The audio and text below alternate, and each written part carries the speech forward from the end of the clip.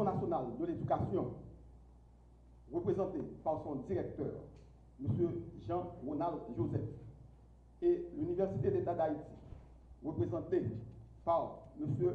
Fritz Desom, considérant le protocole d'entente signé le 17 mai 2018 entre l'État haïtien et l'Université d'État d'Haïti, considérant la nécessité pour l'Université d'État d'Haïti de mobiliser différentes ressources pour bien s'acquitter de sa mission tridimensionnelle de formation, de recherche et de service à la communauté en vue de satisfaire la demande sociale en matière de cadres et de personnel qualifié.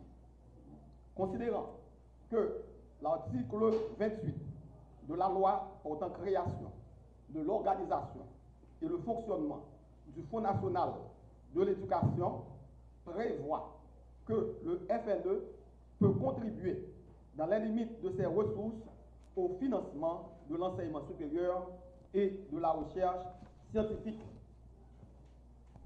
Conviennent au présent mémorandum d'entente dans les termes suivants.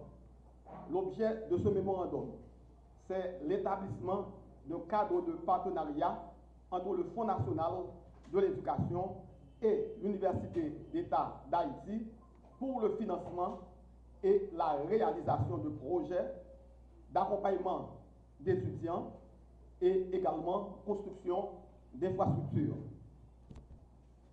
Comme engagement, les deux parties conviennent mutuellement pour élaborer un protocole d'accord spécifique pour chaque activité et également de maintenir un canal de communication permanent en vue d'évaluer le déroulement et l'évolution des différentes activités.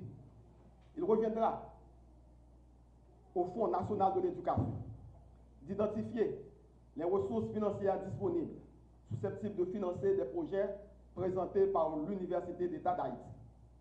Le Fonds appuiera l'UEH dans son plan d'action et dans ses projets de construction et d'amélioration de ses infrastructures. Le Fonds pourra suggérer à l'UEH toutes les mesures jugeant nécessaires, capables justement de renforcer l'enseignement supérieur en Haïti.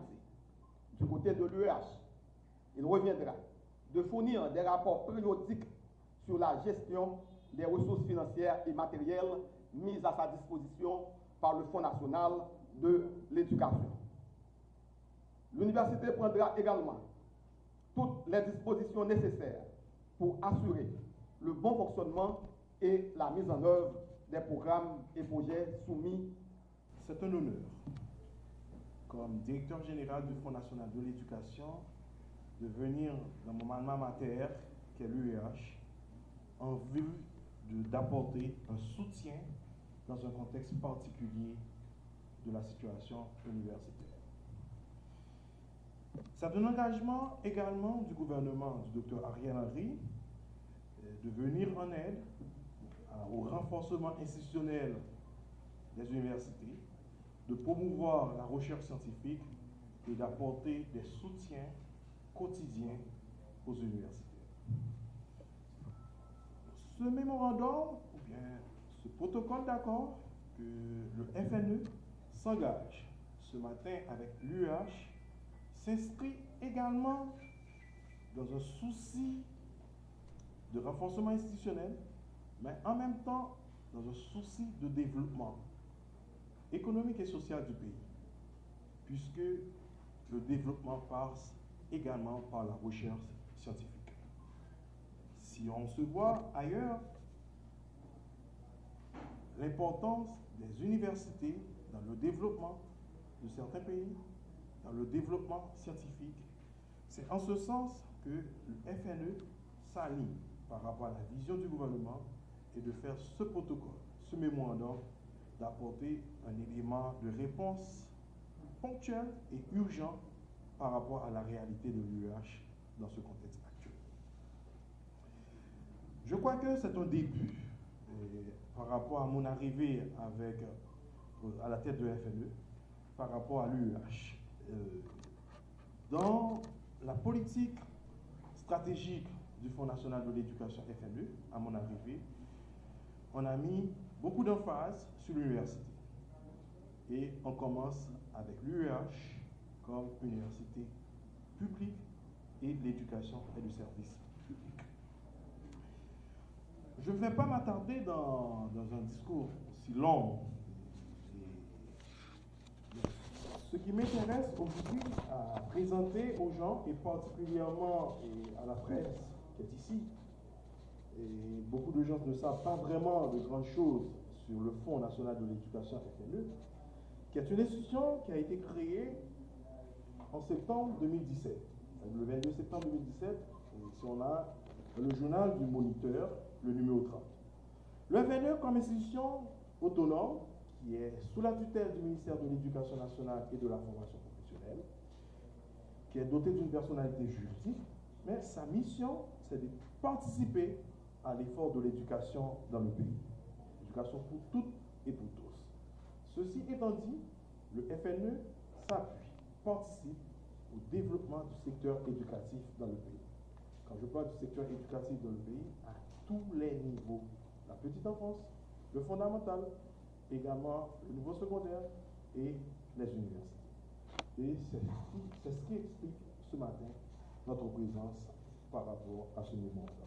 Comme l'indique l'article 1er de ce protocole, son objet est de définir le cadre de partenariat entre le FNE et l'UEH pour le financement et la réalisation de projets d'accompagnement des étudiants de l'UEH et la création de meilleurs cadres d'enseignement-apprentissage.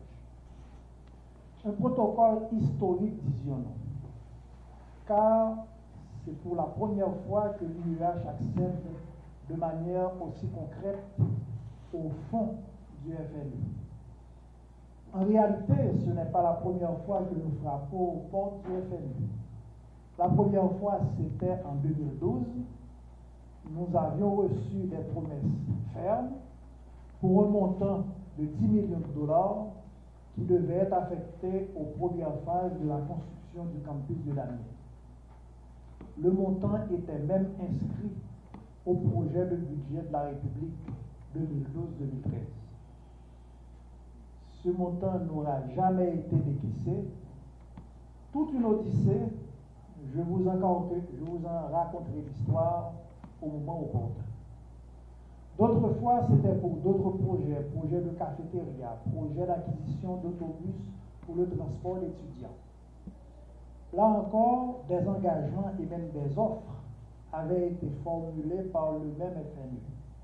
Et bien entendu, comme auparavant, aucun suivi et les engagements s'évaporaient dans la nature. Ce n'est donc pas la première fois que nous traitons avec le FNE, mais c'est pour la première fois que les échanges sont aussi fructueux, aussi concluants, que nous aboutissons à des résultats palpables et que nous pouvons nous réjouir d'avoir des perspectives aussi claires et aussi rationnelles dans le cadre de la recherche de solutions à des problèmes concrets qui se situent tant dans le conjoncturel que dans le structurel. Il y a une deuxième raison pour laquelle la cérémonie du jour est historique. Le montant alloué à la circonstance nous permettra de renouer avec le projet du campus, de le réanimer et de le mettre en œuvre progressivement. Par la même occasion, nous nous proposons de commencer à apporter une solution durable au problème des étudiants qui dorment dans les facultés pour des raisons de sécurité et de précarité. En effet, les premiers fonds alloués à l'occasion de la signature de ce protocole seront consacrés prioritairement à la construction de dortoirs en faveur des étudiants.